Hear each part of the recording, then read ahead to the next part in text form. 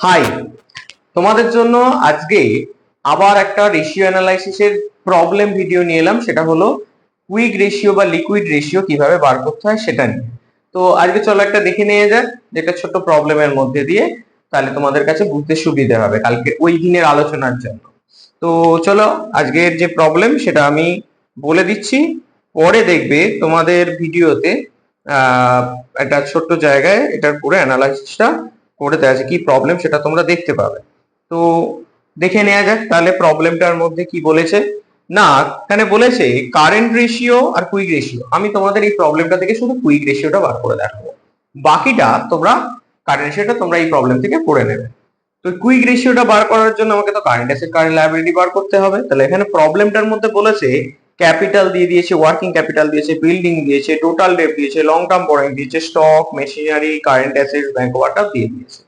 তাহলে একটা জিনিস এখানে চিন্তা করে দেখে নেওয়া যায়, তাহলে আমাকে কিভাবে কারেন্ট অ্যাসেট বা কারেন্ট লায়াবিলিটিটা বার করতে হবে।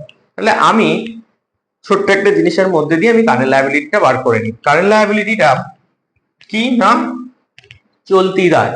চলতি দায়ের মধ্যে কি থাকে, শুধু শর্ট রানের জিনিস থাকে। আমি আগেও বলেছি যে কারেন্ট লায়াবিলিটি বা কারেন্ট অ্যাসেটের মধ্যে শুধু শর্ট রানের জিনিস থাকে, লং রানের কোনো জিনিস থাকে না। তাহলে এখানে দেখে নেওয়া যায় যে আমার এখানে ফর্মুলাটা ইউজ করতে গেলে তাহলে আমি কি লিখবো না, current liabilities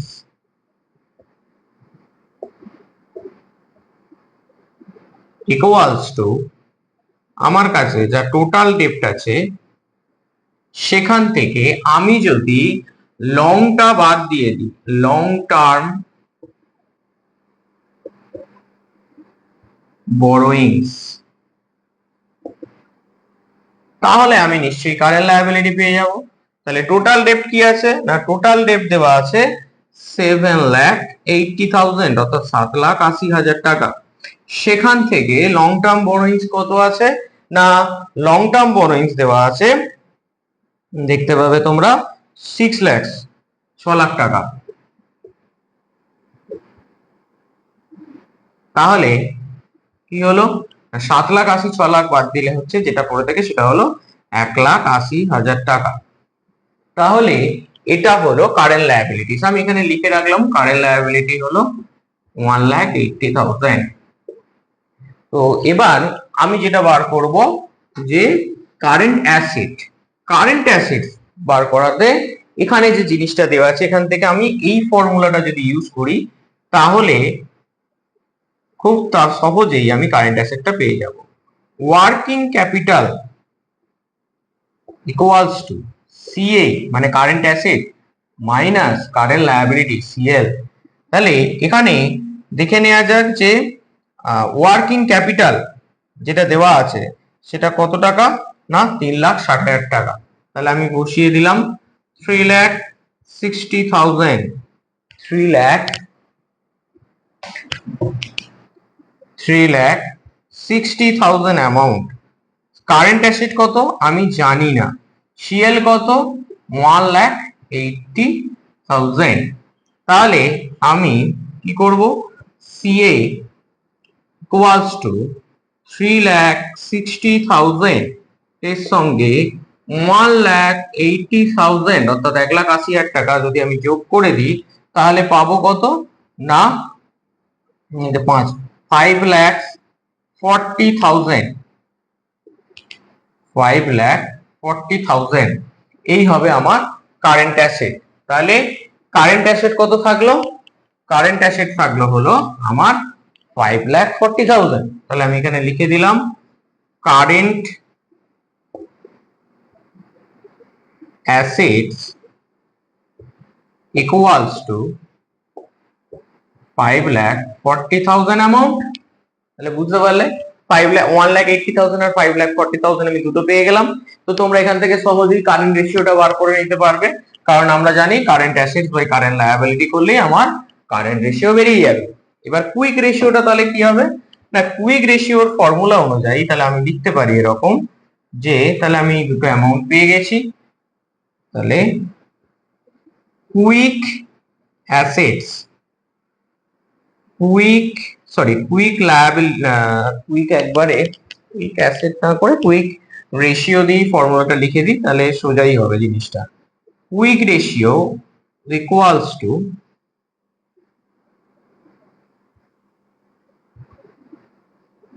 quick assets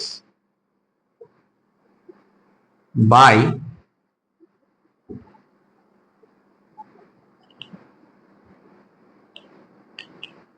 quick liabilities. এটা হলো আমাদের formula, quick assets by quick liabilities, এটা হলো আমাদের formula.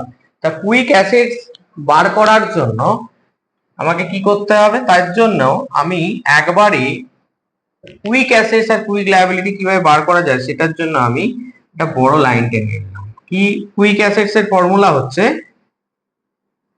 Current assets minus stock plus prepaid expenses.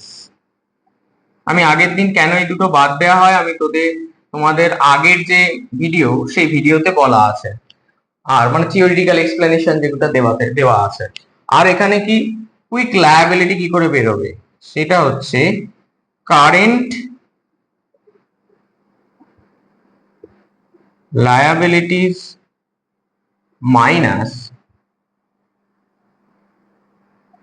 Bank overdraft যেটা রয়েছে। তাহলে কি কি আছে দেখে নেওয়া যাক। তাহলে আমি এখান থেকে যে জিনিসটা পাবো সেটা হচ্ছে যে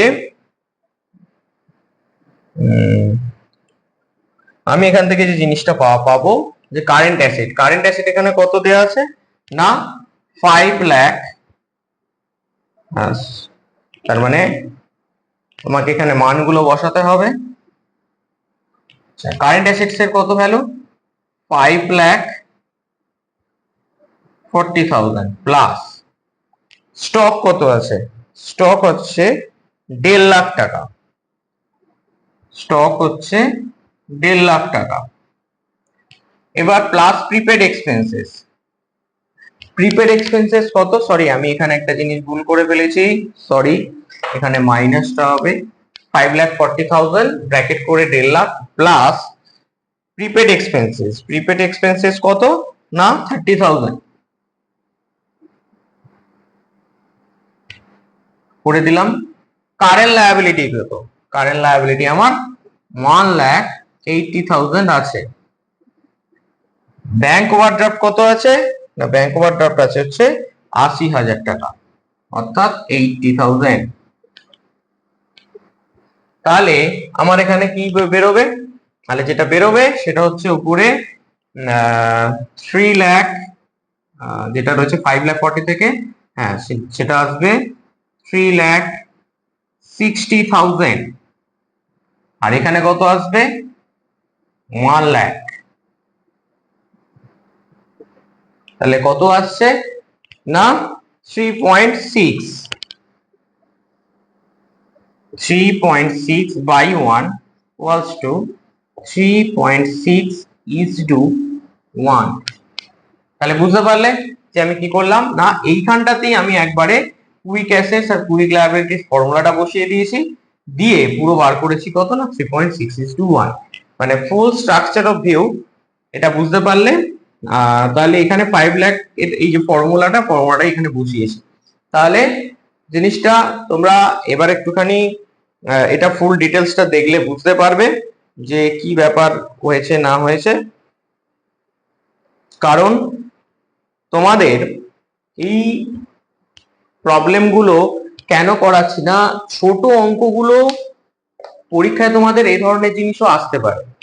কেন না কেস স্টাডি একটা আছে, ধরো এরকম একটা অঙ্ক দিয়ে বললো কুইক অ্যাসেটস কত, কুইক লায়াবিলিটি কত এরকম, বা কারেন্ট অ্যাসেটস কত, কুইক লায়াবিলিটি কত বলে অনেকগুলো মাল্টিপল চয়েস দিল, দিয়ে কোন উত্তরটা আছে। তো এই জিনিসগুলো ব্রডের ক্ষেত্রে কিছু কিছু ব্রড বলতে এই রকম ছোট ছোট প্রবলেম দিয়ে বলবে তার 4টে কোয়েশ্চেন দিয়ে দিল, তাহলে হতেই পারে, না হওয়ার কিছু নেই। তো সবকিছুটাই তোমাদের জেনে রাখতে হবে, শুধুমাত্র পরীক্ষা বসার জন্য না। এই জিনিসগুলো একটু জেনে রাখা উচিত তোমাদের এই কারণে যে পরবর্তী ক্ষেত্রে যখন ধরো গ্র্যাজুয়েশনে যাবে তখনও তো এগুলো থাকবে, তো এগুলো এখন থেকে জেনে রাখলে একটু এগিয়ে থাকবে। আর এখন জেনে নেওয়াটা উচিত, কারণ কোয়েশ্চেন কি হবে তুমিও জানো না, আমিও জানি না, কেউই জানে না। তো সেই জন্য আমি বলবো যে এগুলো একটু একটু করে শিখে রাখা উচিত।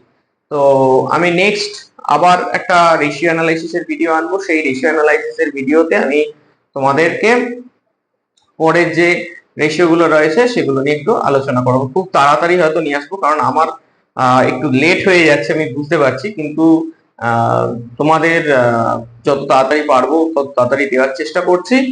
আর পরে নেক্সট কিছু সাজেস্টিভ ভিডিও আনবো, দেখবে তোমরা। আর আশা করছি যে অঙ্কটা আজকে দেখালাম এই অঙ্কটা একটুখানি বুঝবে। আশা করছি তোমাদের কিছুটা হেল্প করতে পারছি। তো ওকে, আজকে এই পর্যন্ত। নেক্সট ভিডিওতে আবার দেখা হচ্ছে।